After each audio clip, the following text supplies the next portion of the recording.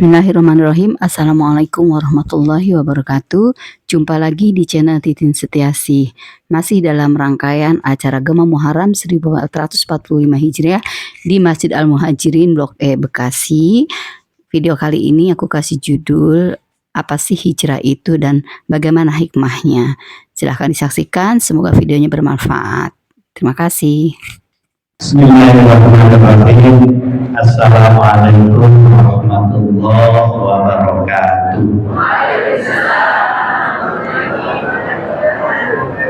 Alhamdulillahirabbil alamin. Wassalatu wassalamu ala asyrafil anbiya'i wal mursalin wa ala alihi wa ashabihi ajma'in, amma ba'du.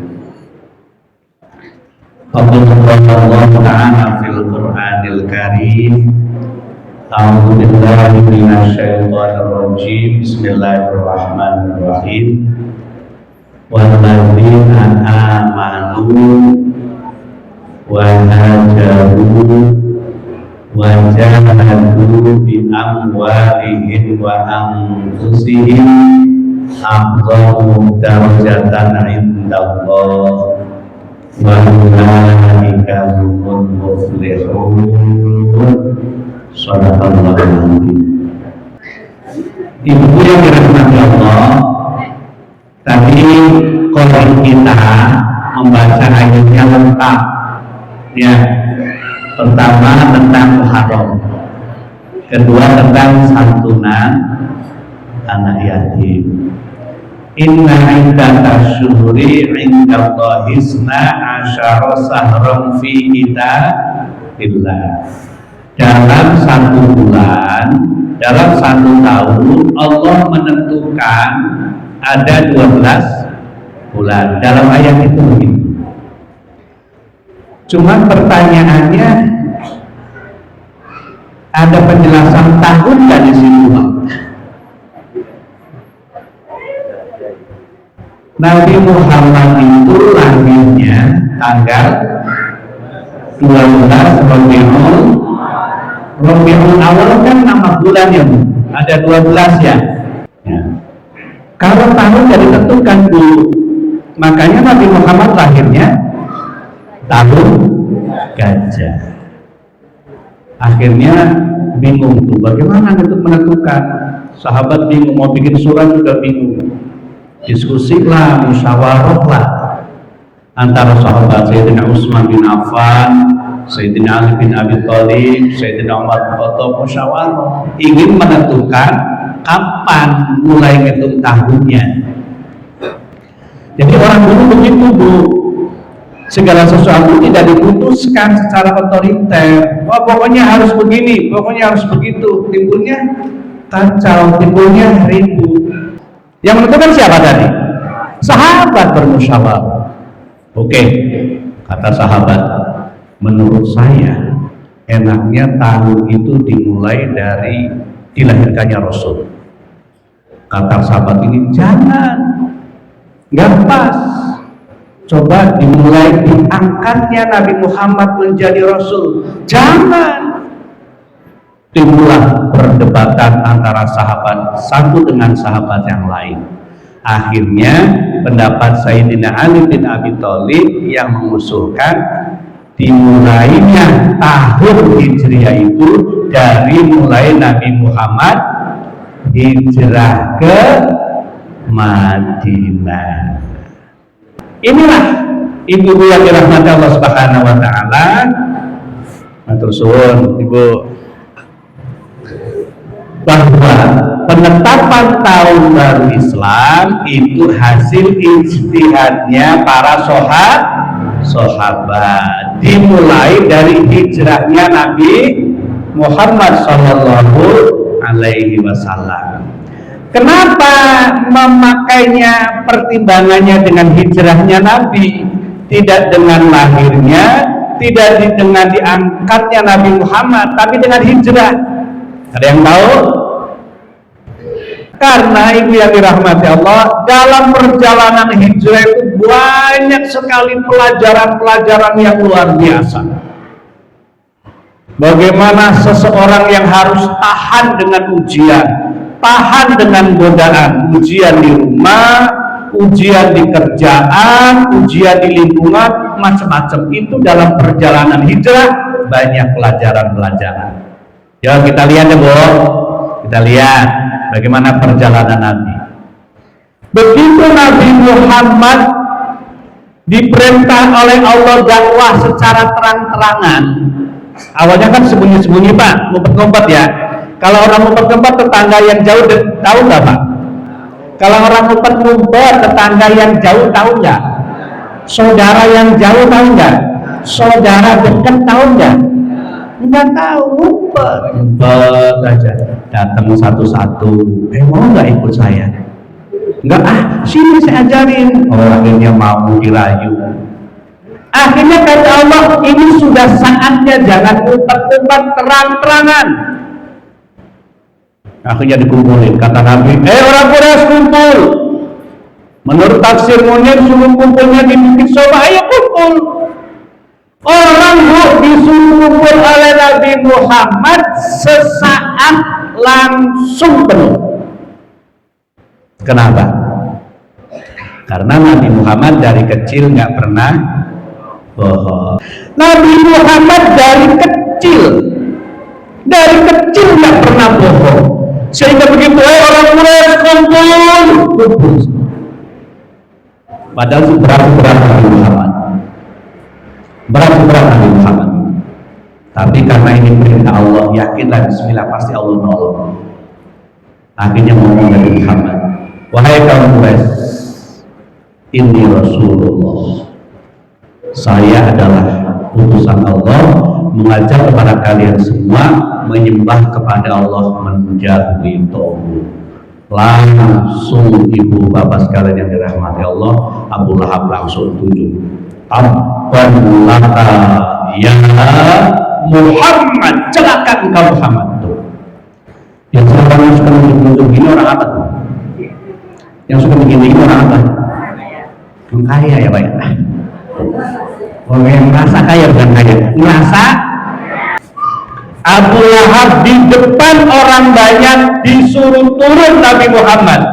Tabban laka ya Muhammad, alihada da'watana. Celaka kamu wahai Muhammad. Apa hanya karena ini kamu mengundang kami semua? Marahnya bukan main.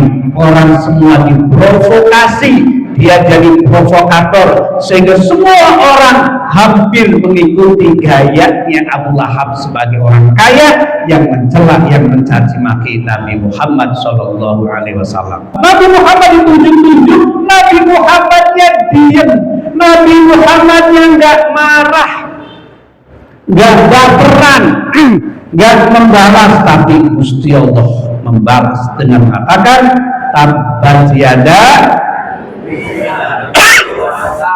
ma'adna,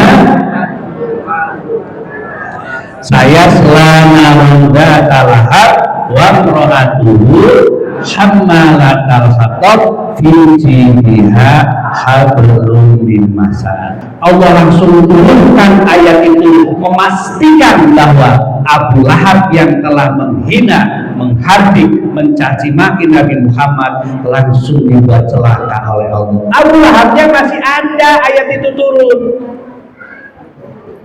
Abu Lahabnya dengar ayat itu turun, langsung pasang badan. Saya nggak akan susah, kata Abu Lahab. Saya nggak akan celaka, kata Abu Lahab. Kenapa? Harta saya banyak, gampang semua beres dengan duit. Urusan dengan dia gampang, kasih aja duit, beres. Sering ketemu di mana-mana begitu. Nganggap semua masalah selesai dengan uang.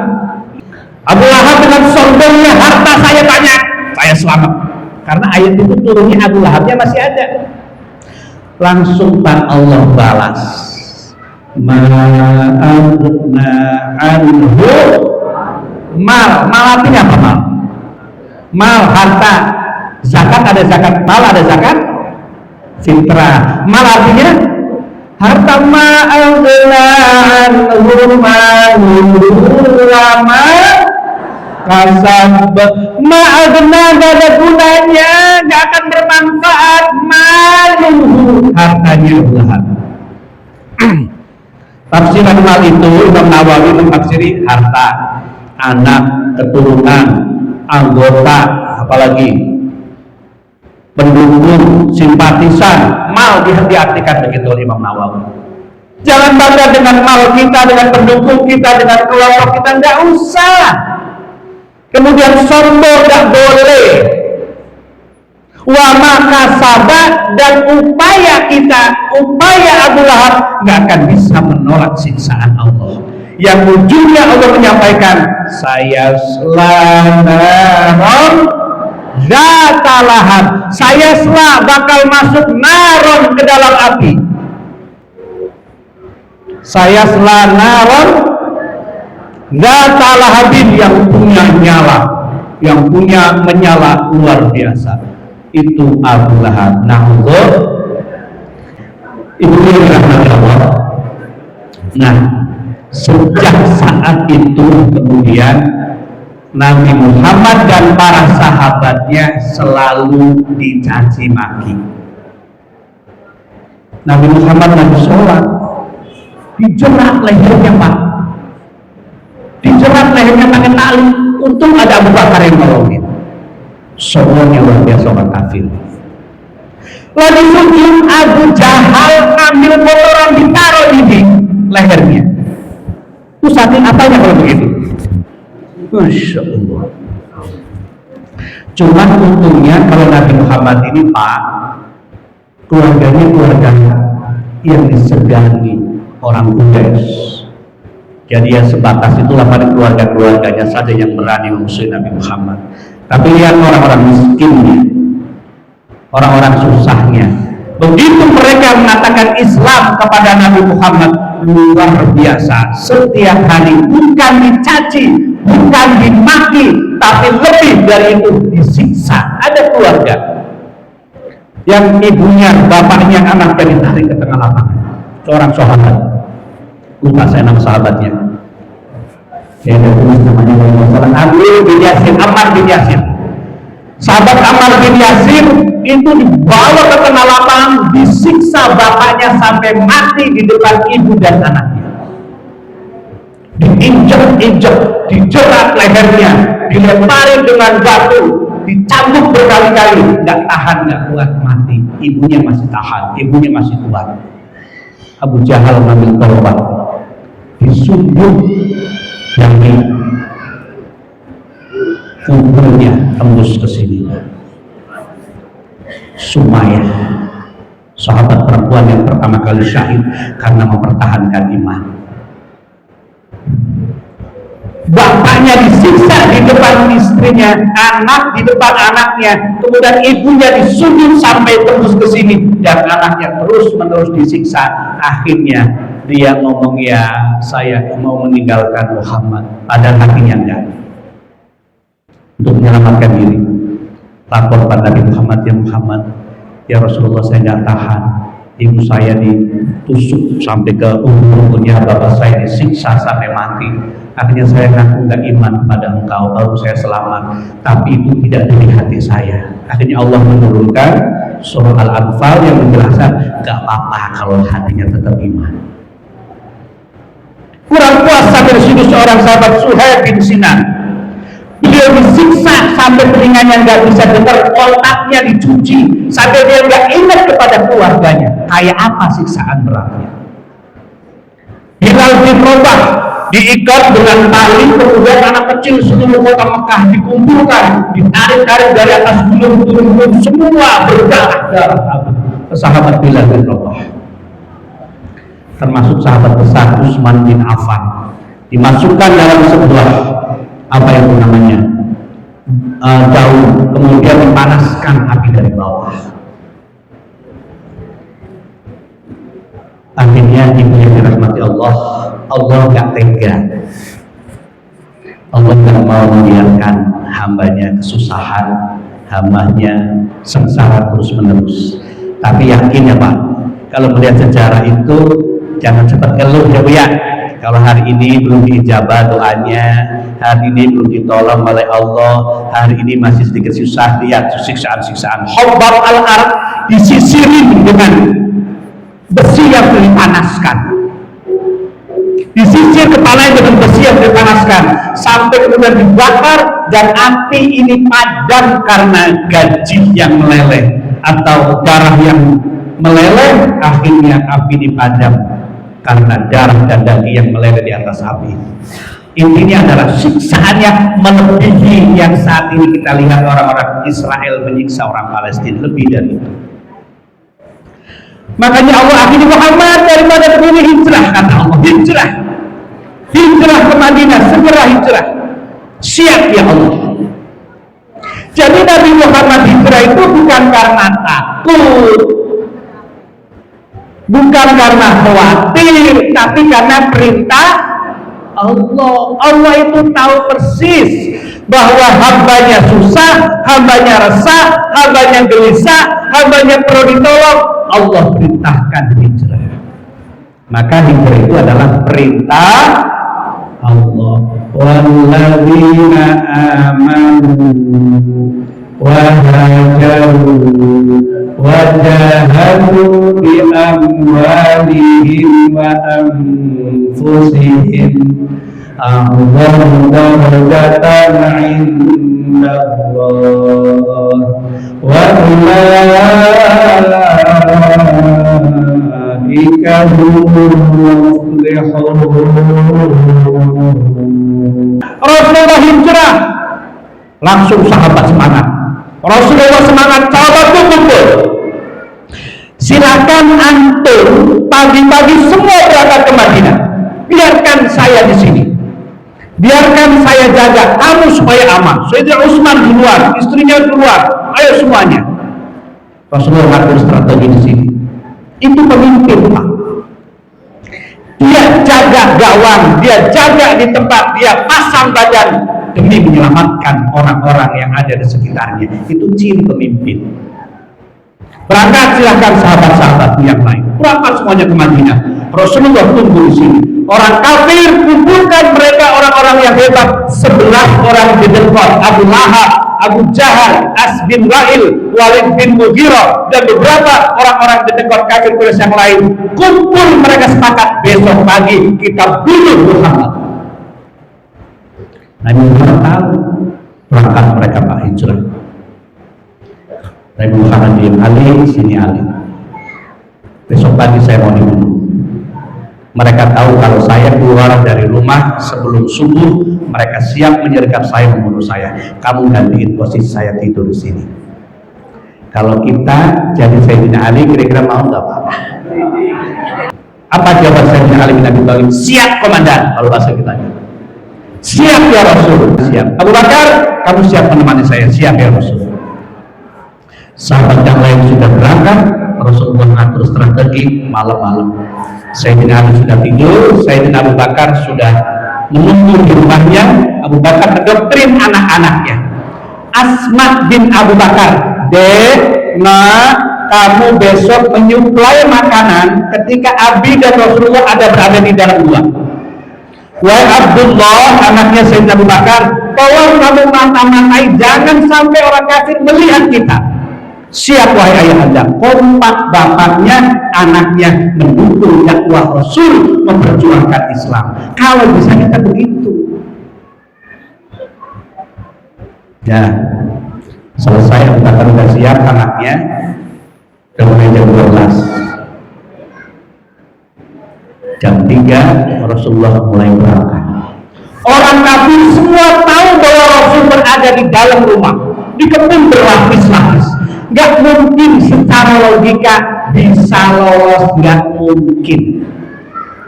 Secara logika bisa lolos, gak mungkin. Kenapa? Berlapis-lapis orang kafir akan membunuh Nabi Muhammad. Nabi Muhammad begitu mau subuh keluar, ambil pasir, ditiupkan. Waja'alna min baini aydihim sadda wa min khalfihim sadda فأغشيناهم فهم لا يبصرون. Gitu. Diambil lagi. وجعلنا من بين أيديهم سدا ومن خلفهم سدا فأغشيناهم فهم لا يبصرون. Tiup lagi. وجعلنا من بين أيديهم سدا ومن خلفهم سدا فأغشيناهم فهم لا يبصرون. Mereka tidur, Rasulullah jalan, nggak ada yang tahu. Ibu yang dirahmati Allah Subhanahu wa Ta'ala, Rasulullah sampai di Madinah disambut oleh orang-orang Madinah karena sudah ada sahabat yang datang ke sana.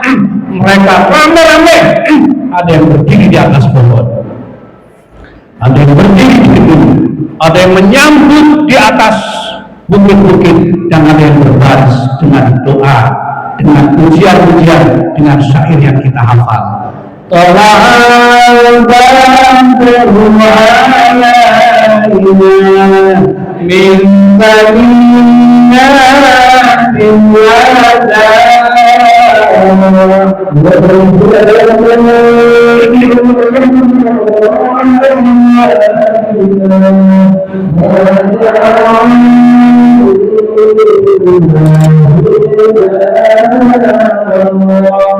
Ibu yang dirahmati Allah, itu adalah syiriran atau syair ketika menyambut Rasulullah baru datang ke Madinah.